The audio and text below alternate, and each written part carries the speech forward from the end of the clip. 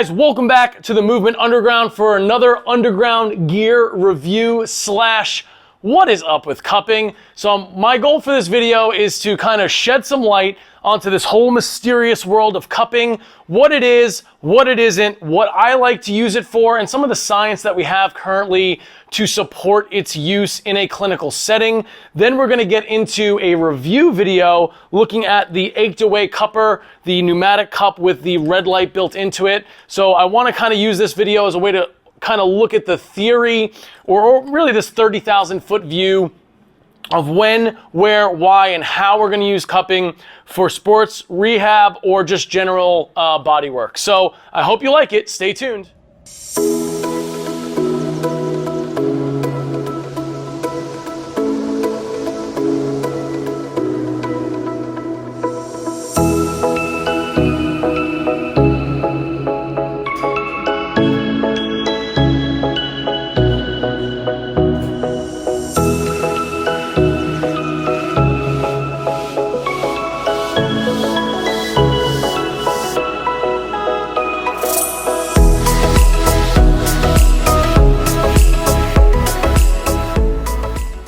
All right, guys, so to kick this video off, I really just want to talk about breaking down cupping into like its three basic components. So what is occurring when we place a cup and do a suction force on somebody's tissue? So the first thing we're going to talk about is this idea of decompression.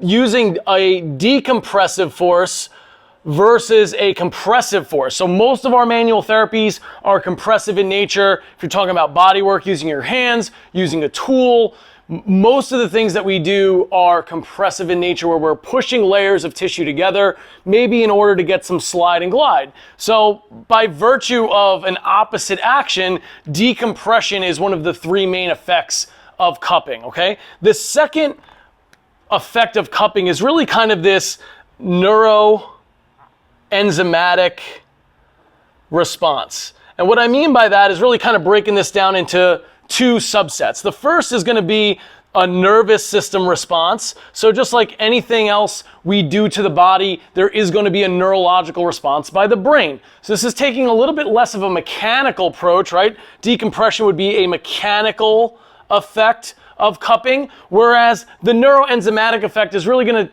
consider what's happening to our brain and the state of our nervous system, and this enzymatic is really going to be more of a chemical effect. So I could also write neurochemical here, but having this idea that we're going to change concentrations of different enzymes and different chemical signalers and cytokines within the tissue itself that may have a local effect. And we're going to kind of dig a little deeper as we go. And the third main effect is going to be this psychosocial effect. What the hell does that mean? Well, this is kind of a fancy word for saying maybe placebo, or this idea that there is a person connected to the tissue that we're working on. Therefore, what they think from a cognitive standpoint, what we teach them, what we share with them, what they come in to a session with maybe some preconceived notions or biases on what cupping is going to do for them. And then this social aspect is really just going to be that exchange, emotional exchange, that exchange of energy, so to speak, between the clinician and the patient, okay? So really these are going to be the three categories that we talk about when we look at the effects of cupping. So let's first start with the mechanical. All right, so you guys have seen recently in the Summer Olympics, a lot of your favorite athletes and stars donning the cup marks in their events, and immediately what we start to think of, well, is this going to benefit me? Is this something that I can do? Is this something that patients are looking for from a clinical perspective? What is the value of it? And cupping is still one of those things that remains highly controversial in sports medicine. We're seeing a lot more athletes go to it, but we're also seeing a certain subset of the clinical population, especially on social media, saying this is bullshit, this doesn't do anything, it's not evidence-based, which again is kind of maybe a silly approach to take on something that's fairly benign. Here's the bottom line. Cupping has been around for 5,000 years. That's right. 5,000 years ago in some Arabic cultures, primarily everybody thinks this came out of China, but really originated in Arabic cultures, but then quickly made its way into the eastern part of the world. that cupping was used for a lot of different things in medicine. And at the time, they believed that the marks that we created on somebody's skin were portals through which evil spirits could be extinguished from the body. And obviously that's not the case. What's really happening is we're leaving that cupping mark, which is and the fancy way or the clinical way to say that is blood extravasation. And what that means is we're actually pulling blood out of the superficial capillaries in our skin and bringing them to the surface or bringing them into that extracellular space, which is the space in between cells. Now, there are people out there who do believe that a cupping mark can tell you something about your condition. And unfortunately, and again, I'll tip my cap to those clinicians, they really believe in that, but unfortunately there's just no empirical evidence or actual scientific literature to support that claim. However, are the cup marks useful? And this is something that we're going to talk about in the next section. But first I wanted to kind of give us like this mechanical theory of what's happening when we put a cup on the skin. So what I'm going to do for you guys is actually put a cup on my skin, and I'm going to show you guys directly. So what I just rubbed on here is a little bit of cocoa butter. And a wax or oil-based emollient is a great way to get cups to stick well to the skin. I'm going to use my clear acrylic. This is a plastic acrylic cup set. You can get these really cheap on like Amazon. I'll throw some affiliate links down in the bottom if you're looking for a pump set like this. But these are really inexpensive, very easy to get. Lots of companies make them. The nice thing about this, for the purpose of the demonstration I'm about to give you, is it's clear and you can see what's going on under the skin.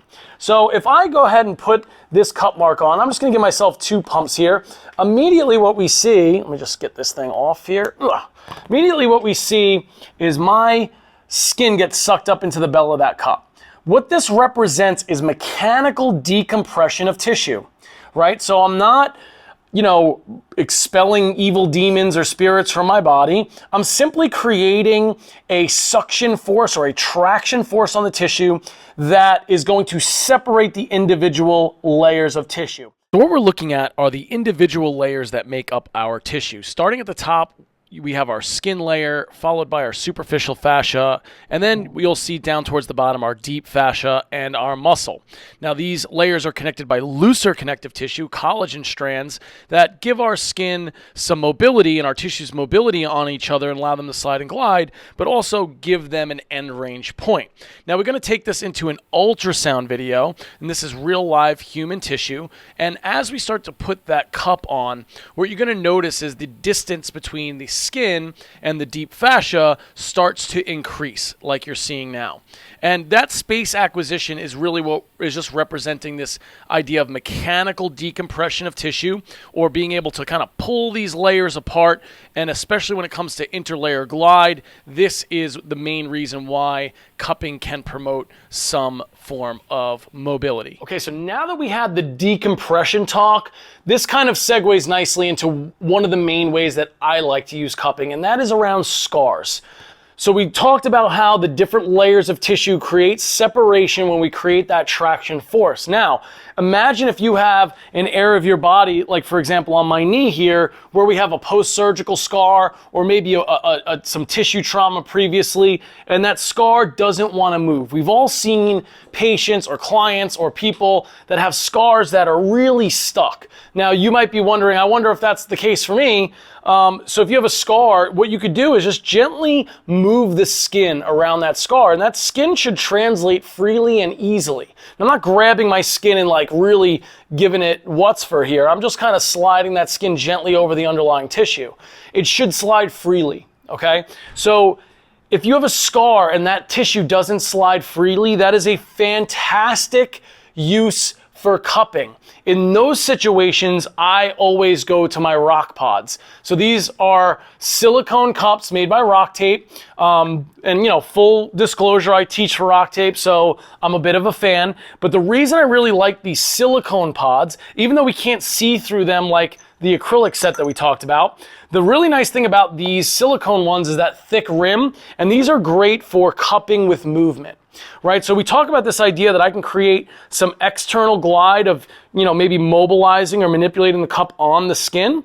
But the other part of this is if I go through movement, I'm sliding that underlying layer underneath the area that is being currently decompressed. So when we pair this, for example, on an area of the body that might have like a sticky scar, what you can imagine is basically we're decompressing and then we're gliding that tissue, right? So we're creating traction and then glide underneath it. And that's a great way to free up some mobility if you're restricted. So if you have old scars that are really restricted, they absolutely could be impeding your ability to move.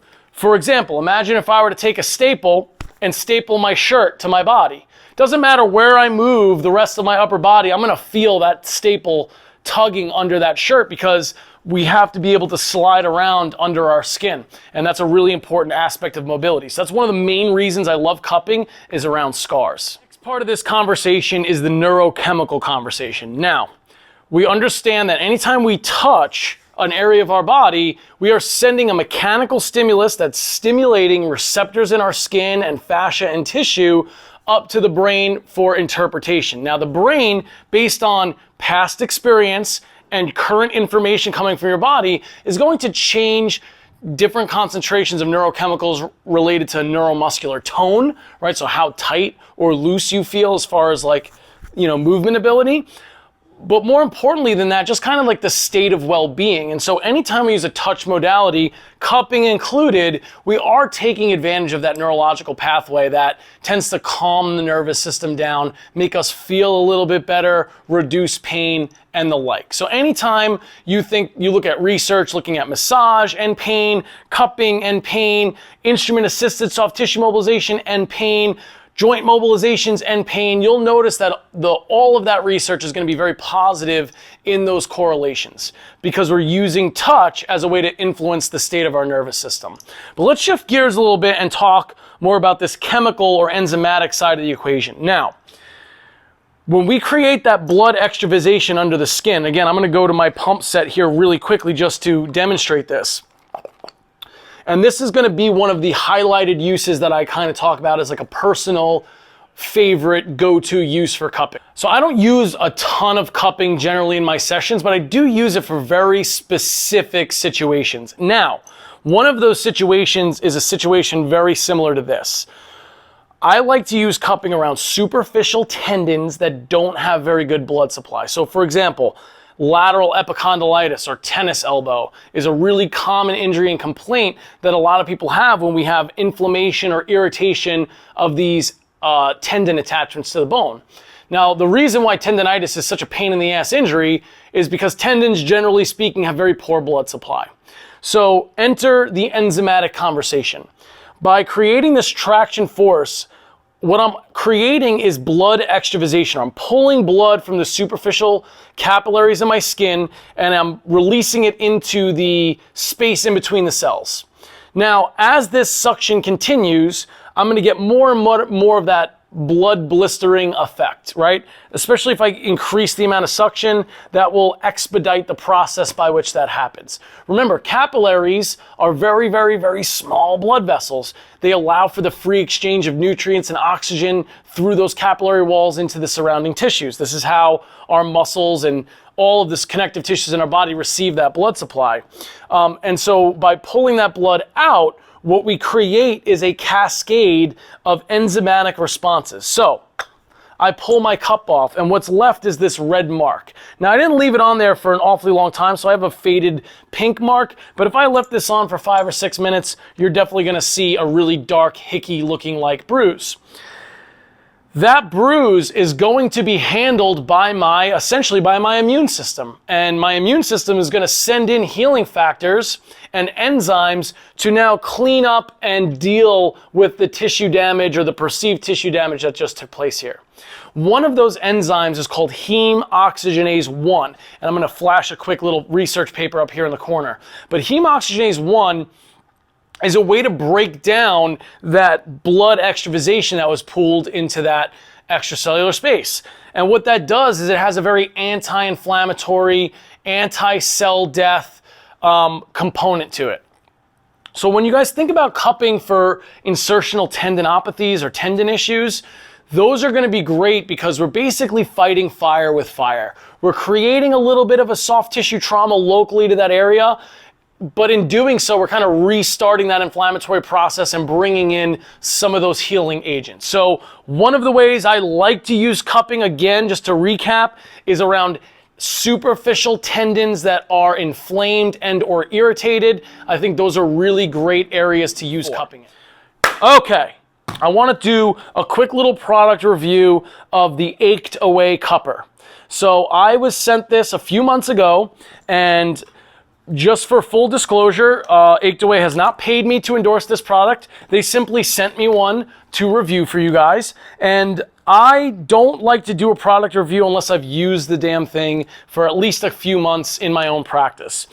So for those of you who don't know, I'm going to flash a little bit of some, B-roll stock footage of the AchedAway cupper in action. So let's check that out.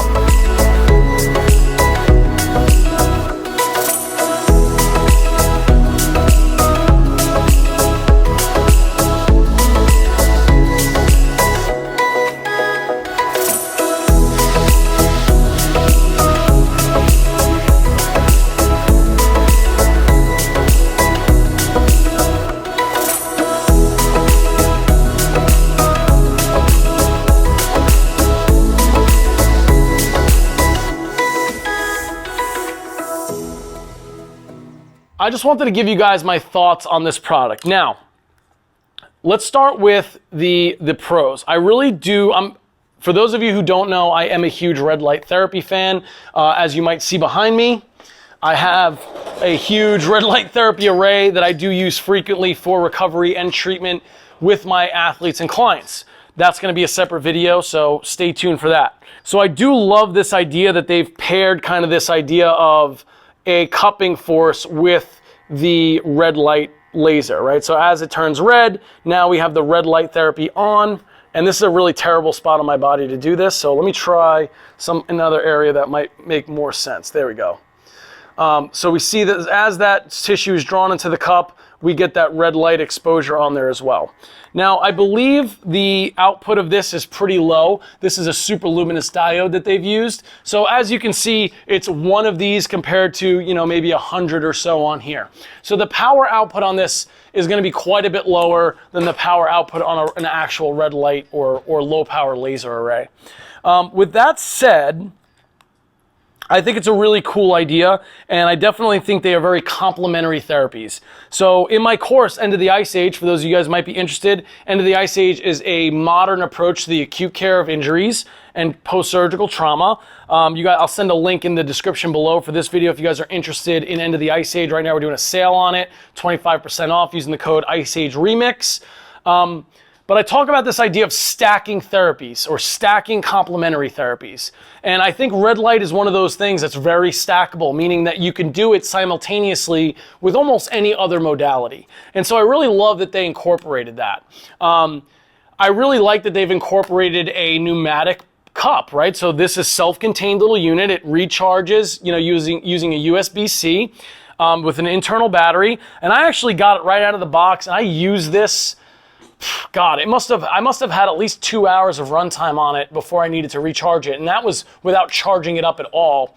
I've only recharged it a handful of times over the last 3 months, and it's gotten a decent bit of use. So battery life, very, very good for something this size. It has multiple different suction modes. So you have 3 buttons here. You could do with or without the red light. You have different treatment modes, so like different patterns of how it's going to suck the tissue up, and then also different intensities or 4 levels of intensity.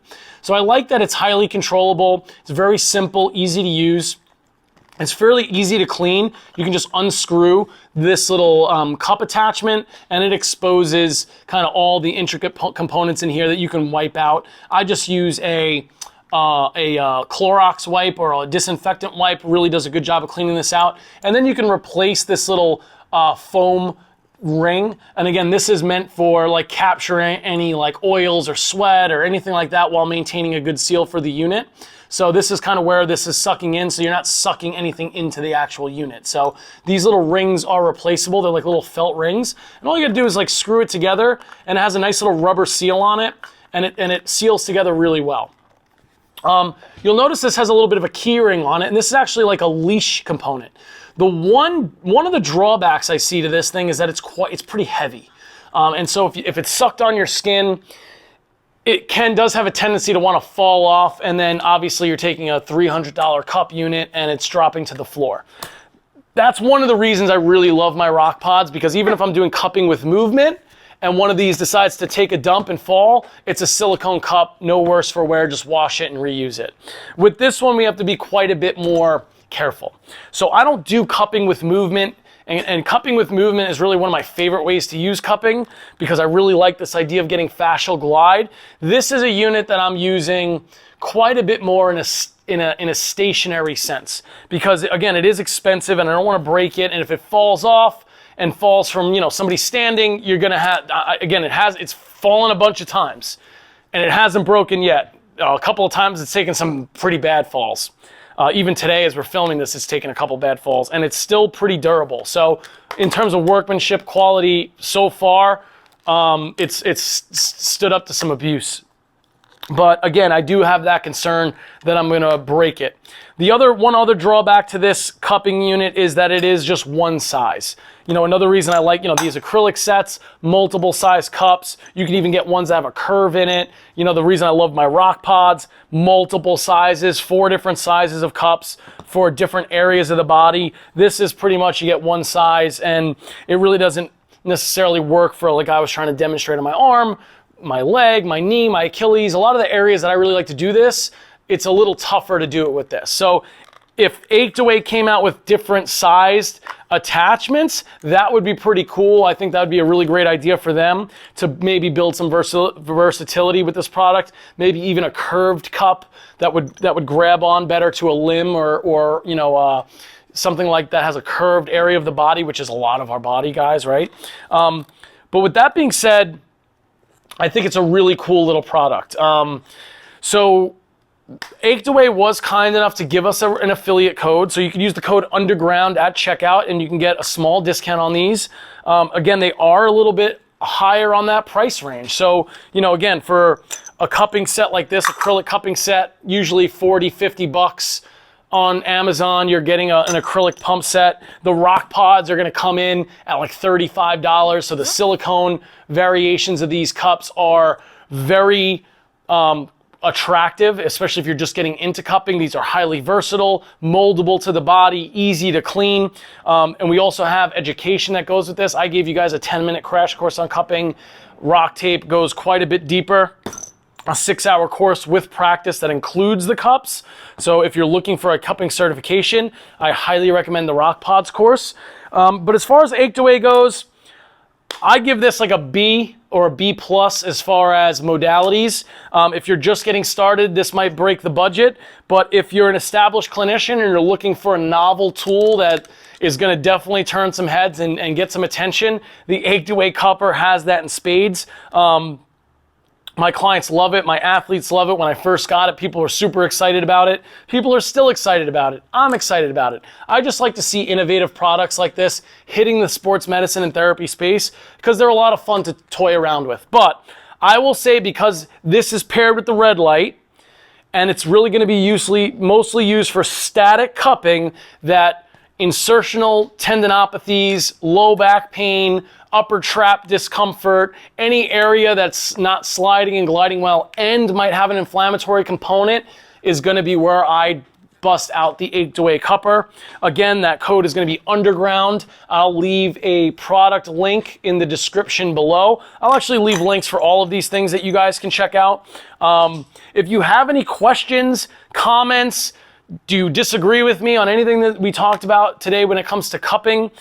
Just to summarize, again, cupping is controversial in the medical field, but here's the reality. It's been around for a long time, and anything that's been around for 5,000 years has been around because it's brought some value to humanity. If it didn't, it wouldn't still be around. When was the last time you saw a horse and buggy on the highway. You don't, because it's obsolete, right? So the fact that cupping is still around means that it brings value to people. We always want to understand that while we talked about decompression, neuroenzymatic, and biopsychosocial or psychosocial as 3 different categories, understand that all 3 of those things are happening simultaneously.